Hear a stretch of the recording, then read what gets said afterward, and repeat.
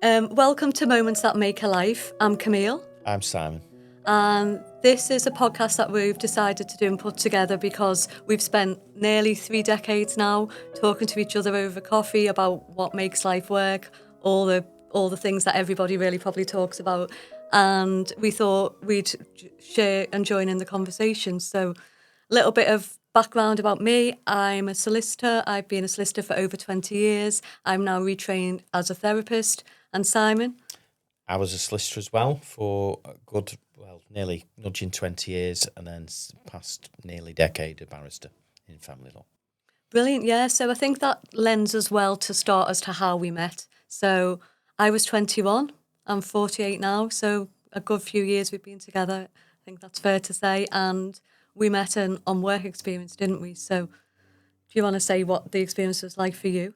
Yeah, sure. I was a couple of years in. It felt sometimes when you're looking back, I was more qualified than I was, but I wasn't really. It sounds better than it was. I was in a high street law firm above a fruit shop in Norris Green, and I was in on the Monday. I was pretty much the only member of staff in, really, because most of the team had gone on a wedding in Birmingham for the weekend, and the computers had all broken down. And then I got a call because we were on two sites, opposite sides of the street, and the practice manager said, we've got two students on work experience, and to be quite honest, that was the last thing I needed to hear. And then I just came out with something really, really odd, which was, she said, let's have one on our site and you have one. Which one do you want? Which was a weird question.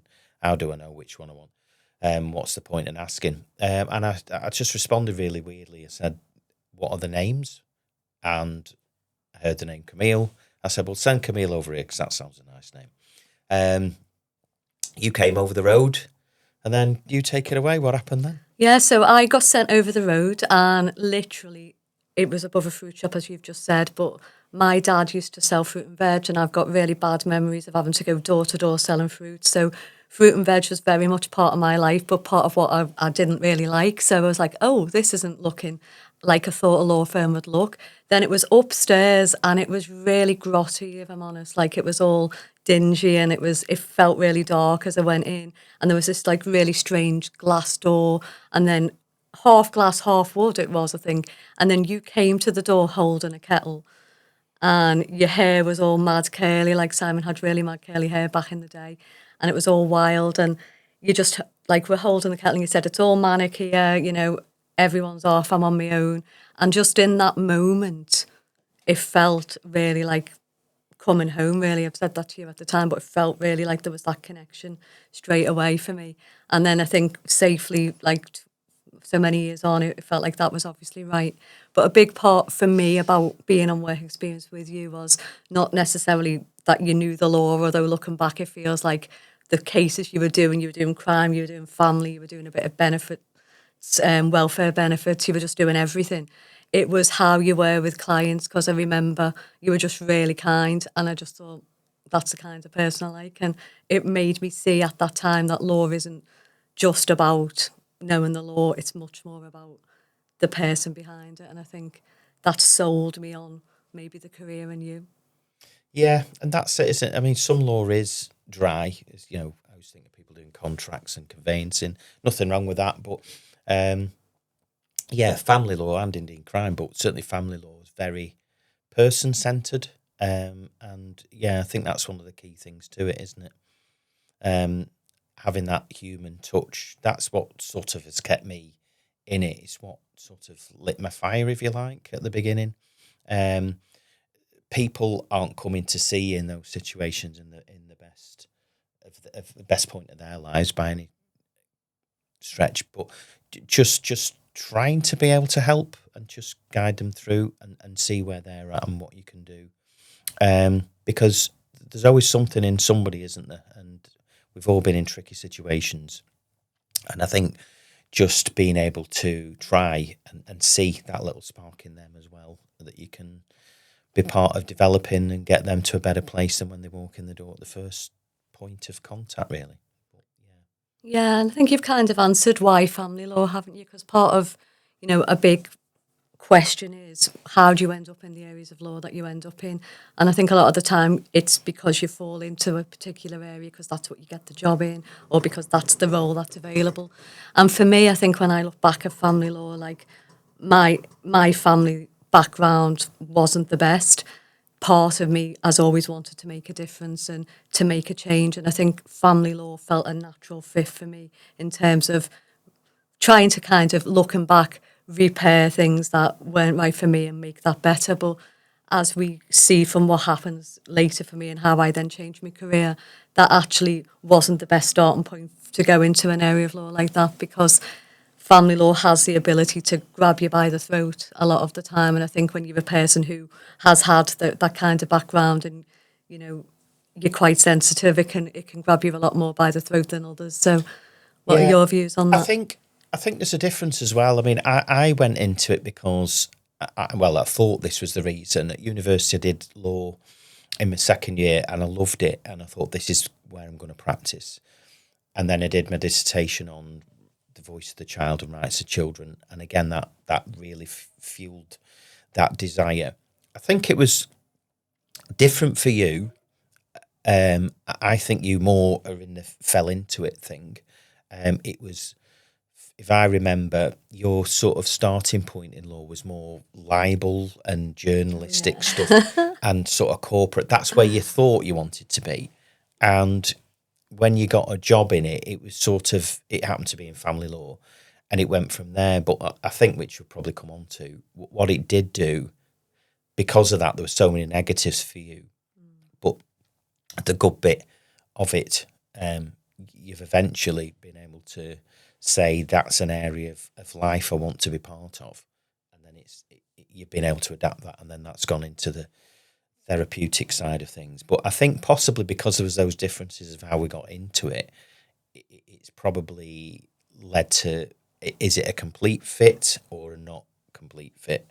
And I think with me, although I've had difficulties in my career and change of career and everything, it's always felt the right fit. And I don't necessarily think it always felt that with you, but there was that finding what I'm going to take out of it and make it something else, if that makes sense.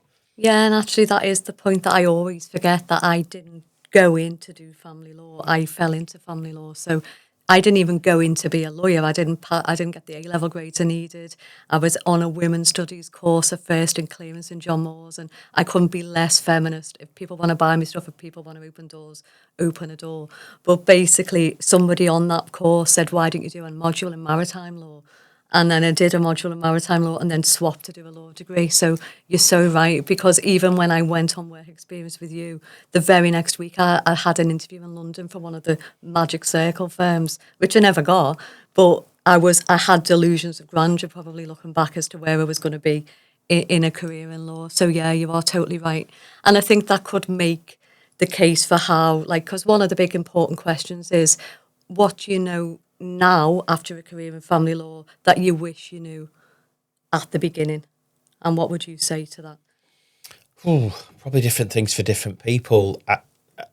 I probably was naive. I thought I could change everything. I thought I could, what I was going to bring to the difficulty was going to be transformational, and it isn't. And that's when I said before about people coming in at a low ebb. You might be able to help them to get to a particular point, but you're not going to walk in or ride in on your Charger and be the White Knight and change everything. So for me, it's an acceptance of what you can do and what your role is.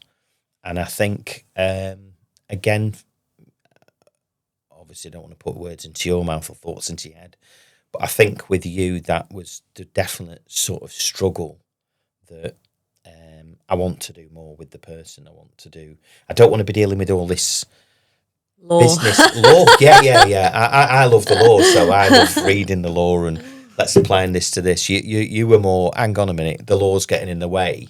I want to deal with the person and spend more time on the person stuff rather than a court saying that's got to be filed next week, we're having a hearing the week after, and all of this kind of stuff.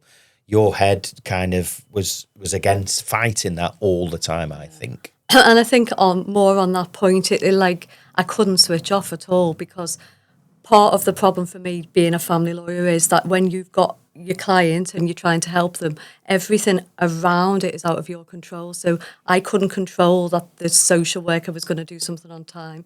I couldn't control that a person would allow contact. So everything that I was trying to help with, there were 6 to 7 different obstacles that meant that I couldn't guarantee anything to the client, and I didn't like that lack of control over how I could help. And I feel like it never went away. Like I would wake up in the night and panic about a case. Have I done enough? Have I done that? And it always got me. And I think however long I tried and however long I changed to not let that consume me, it did. And I feel like I took the person and I took the case, and it did take over some of me, and it took a bit of me. And I think a lot of people, because I did a dissertation in vicarious trauma in family solicitors for masters a few years ago, and it was in trainee solicitors, and I was genuinely expecting everybody to say the same as me. You know, it drags you by the throat. You go into it because you understand family dynamics and trauma, and most people didn't say that, which was a bit of a surprise to me. But what they did say was that it takes a bit of you. I remember one of them said, if you go into family law, you need to remember that you'll lose a bit of yourself to it, because you have to be willing to lose yourself to do the job. And I thought, you've actually really summed it up. And for me, it took more than a bit. And I think I was 20 years in it, and then I eventually thought, it's not going to change that bit. And, I had to, from a point of view of myself, work out a path where it was a better option. And I did have all changes. I did a lot of training with trainee solicitors and a lot of things and mentoring, and that began the cycle of understanding that you don't have to be in the law as a lawyer to be in the law, really. So it's really, wasn't it? I agree with you. It can really take things out of you. A few years ago, I got into the habit that now has stopped, but of having a whole month off just to really recalibrate on that, because I don't think in family law a week does it or 2 weeks does it. But it can help you get over a little bit of a hiccup and recalibrate. And I think looking back, you were at the point that 2 weeks wasn't enough, a month wasn't going to be enough. So how did that come about of making a sea change? I think it was slow, really, wasn't it, which is anything, because I think a lot of people, certainly lawyers who I've spoken to, you feel like that's all you can be. So you've obviously, I'm from a background of, nobody being to university. I'm first generation university. I went to a private school on an assisted place. There was no education in my background whatsoever. So I feel like to be privileged enough to have that education, to go to university, to go to law school, to qualify as a solicitor, how dare you not like it and not want to do it? So the big part of me is like, what else can I do? So for many, many years, I suffered with that feeling of pressure and feeling overwhelmed, because I just assumed that's what I need to do. But equally, I was very good at it, and I don't mean to say that in a way where, oh, amazing. I was good at the job, but it took so much of me that I was only good at it because I lived it. So I feel like it took me ages to think there is something beyond the law. I don't have to just stay in this particular job. And I think what helped with that was moving in the law. Like the firm that I was at, I went on maternity for 3 years, didn't I, with the kids? And then I went back to the same firm that I trained at, and they allowed me to train other trainees. So that was a really good time in my career where, I had 4 or 5 trainees, and, I'd be training them, and I wouldn't be doing the active client work. And I think I realised there's a difference where I can impart everything I know, make other people better, and I don't have to do the day-to-day role. And that started the change for me. I think that there was a career outside of being an actual lawyer. And how do you follow that through? What then is the next step? So you get this sort of feeling, which I understand.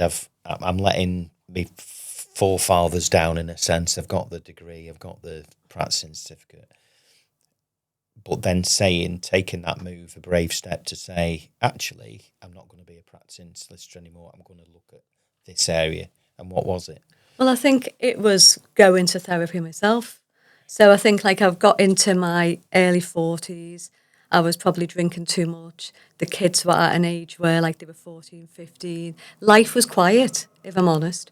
And when life became quiet, the unsettledness in me became louder. And I suddenly thought, I'm not okay. So I went to therapy, and that literally just started the process of understanding who I was.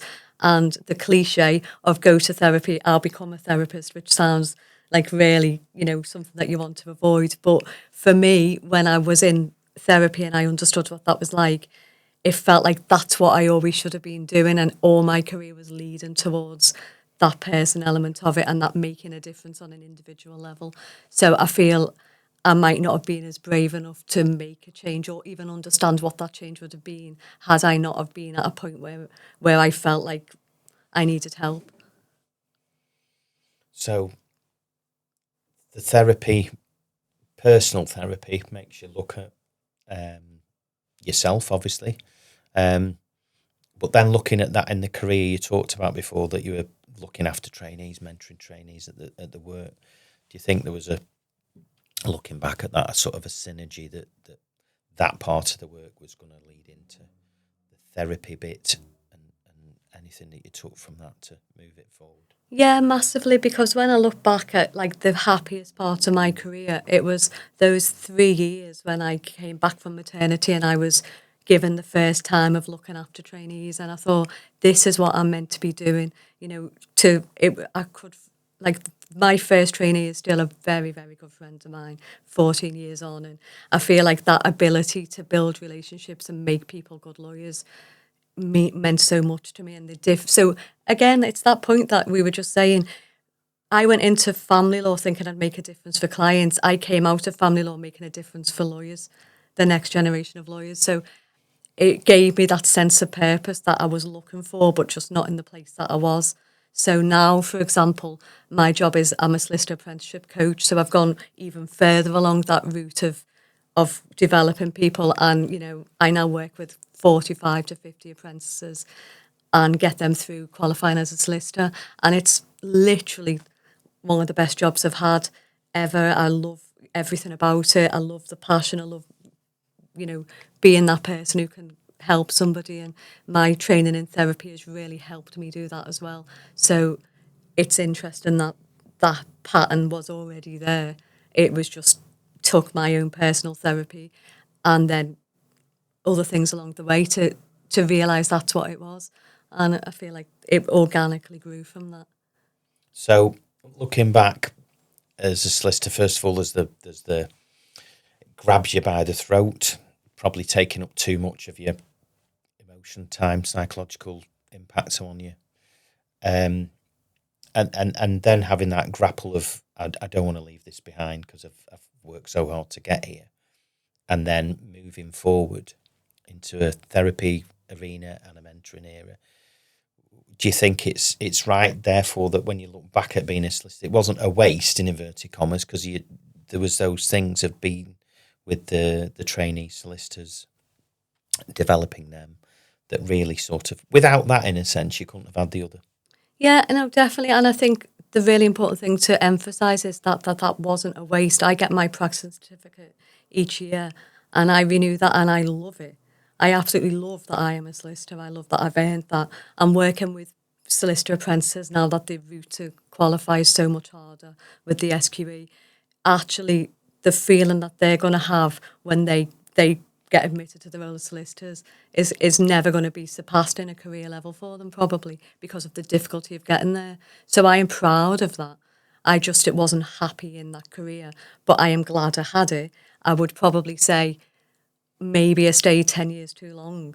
If I had a way of looking back, I'd say have the courage to move quicker. You don't feel like you need to be pigeonholed. You need to trust your actual gut, which lends itself to where I'm at now with training as a therapist because, I started off with a master's in hope. I did a psychology master's and that was the best experience. You often say that. I absolutely loved it. I went to uni again and for the first time in uni or even any academic setting, I really loved it. I realised I hated studying the law. it didn't interest me at all. I loved learning about people, what makes people work, how the brain works, all of those people parts which the psychology masters gave me were missing in a very dry law degree. And, I feel like it corrected that experience for me. But again, with that, we're talking about moments in your life and where you get to. Do you think, if you look back and said, there's no mistakes in life, are there? But I should have done a psychology degree as my undergrad when I was 18, 19, 20. Or is it that wasn't the right time to do it, that when you did your master's in psychology, that was absolutely the right moment? Yeah, 100%. Because don't forget, 10 years earlier, I was going to do the same master's, and that was before therapy. So it was always meant to happen because I enrolled, and it was Edge Hill, and I was going to go to Edge Hill, and the kids were like 3 and 4. And I enrolled on a master's in psychology, and it didn't start. And then 10 years later, I'd had a year or so of therapy at that point, and I enrolled on the same course. So it's a bit of that thing, what you're meant to do eventually does come at the time that you're meant to do it. Yeah. I similarly, not as dramatic as you, but I was a practicing solicitor. Again, possibly not the right fit. Certainly, I should have been at the bar. And that's, some people the other way around. And it took a long time, but probably piecing it together, had to do that to be that, to get those experiences. But so what you learned as a solicitor in regard to people, the clients, and again, when I was talking a bit before about spending more time with them, do you think that, again, being at the stage of life you're at, that will be something that you're better equipped to deal with? Massively. And again, I think the whole package had to happen because after I did my masters, I then enrolled in Southport College. And if I'm honest, when I'd done the masters, I was like, I've done a masters, I'm a qualified solicitor, I'm now going to college to do a level 3. And I was like, what's that going to do for me? And it was a bit like, oh, why am I doing this? It felt like a backward step. But Southport College I went to, and it was the best experience of education that I have had. I was going to say I would, but I do recommend everybody to do a level 3 in counselling skills because it's just like no other learning that you've ever had. So basically, I'd spent 2 years in therapy, personal therapy at that point. Prior to that, I was somebody who couldn't talk about my emotions. I was very open, very chatty, but I never said how I felt about anything. It was all a big joke, a big laugh. And then I got to be able to talk about my emotions through personal therapy. Then I went to Southport College, and the way that the setup is, you're in like a group and you're in a semicircle, and then each session you check in and you check out. So you have to tell the group how you feel, what's your week being like, what are your feelings like, and then you check out at the end of the session and say how you feel. Oh my God, what was I like that first year? I was literally nearly crying having to do that. I would be building myself into a frenzy and then not be able to do it. And now I've just finished level 4, so that's 2 years after that. And the skills I've learned of speaking in a group, speaking in a room, speaking about how you feel, no course can teach you that. It teaches you who you are.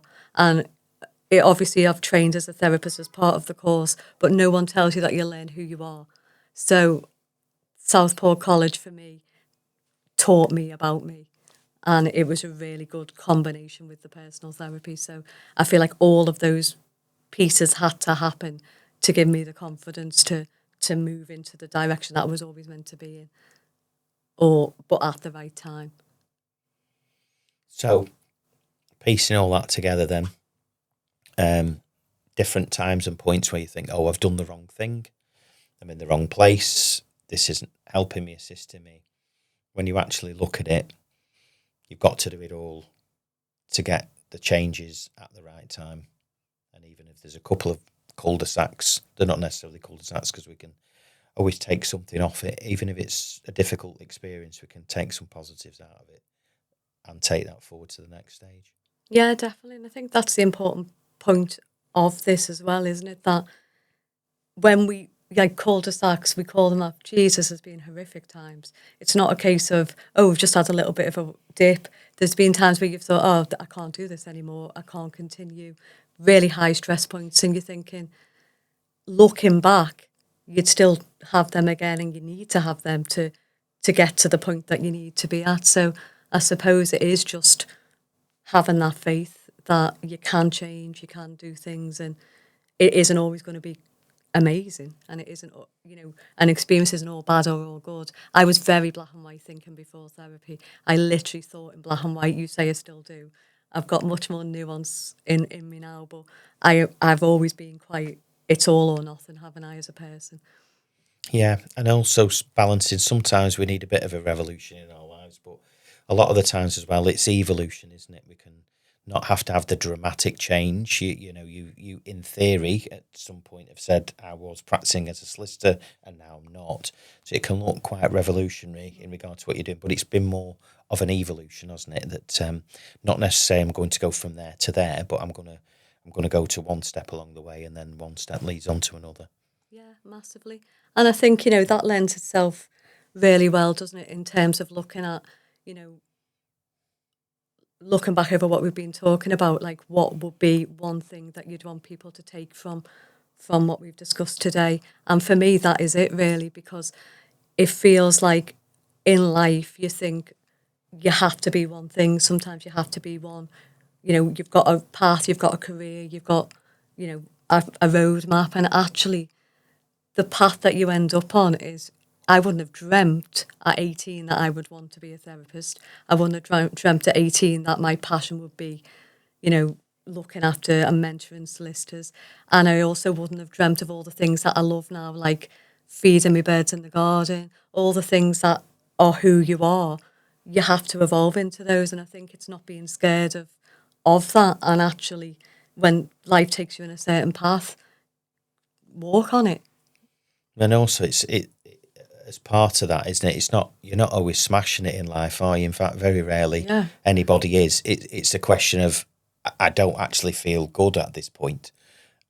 What can I do? And it might be just a tiny step. It might be going to enroll on a course. It might be mentoring somebody or getting a mentor or whatever. That it's just trying to understand individually, collectively, that we're not smashing it, are we? That we take those steps to try and get better. And then those little steps add up, and eventually can look back and say, I've come a long way. Yeah. And again, that's the key point. I think one of the biggest attributes of anybody is courage. The courage to do things. And I think when you look back, going like over that journey, you've had examples of changing from a solicitor to a barrister, with all the upheavals that was around there. The courage to walk into a university. Like when I went to Hope to do my master's, and I sat an exam.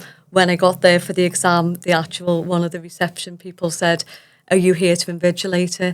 And it was like, that actually sums it up. You've got the courage to go back and learn, and to be something that, to change direction. And I think there's no better quality than courage. And courage isn't about, everything going well. It's about what you do when it doesn't. And I think one thing I'd want people to take from this is just have the courage to do what you think you should be doing. Yeah, and sometimes just being able to put your hand up a little bit and just say, I'm not shouting. I just want to put my hand up and say, I'm not 100% okay, and I just want people to know about that and want to do something a little bit different than whatever that is. Yeah, definitely. And just like as an end question, I thought, it might be quite good if we could both answer this. So I'll start with you, Simon. So what would you say one thing that you've learned this week?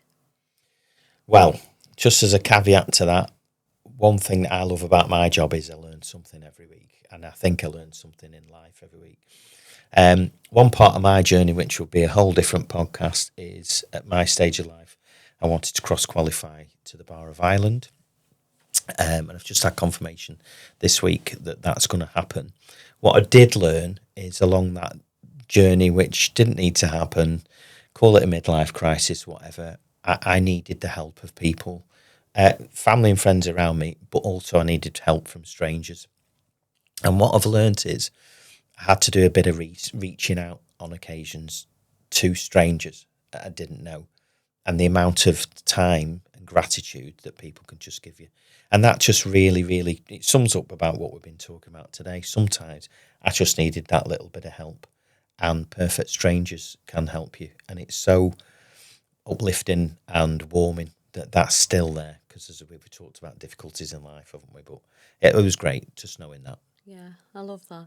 Mine's not as poignant. Mine is, at the age of 48, you don't travel a lot. Like, I went to Manchester, didn't I, for an all-day training event, and I had to get the train and get back. I was out for 12 hours. Oh my God, I thought I was absolutely done. So when you're nearly 50, don't travel. That's mine. Brilliant. I remind you that when I'm travelling somewhere next week. Oh, it's different for you. Yeah.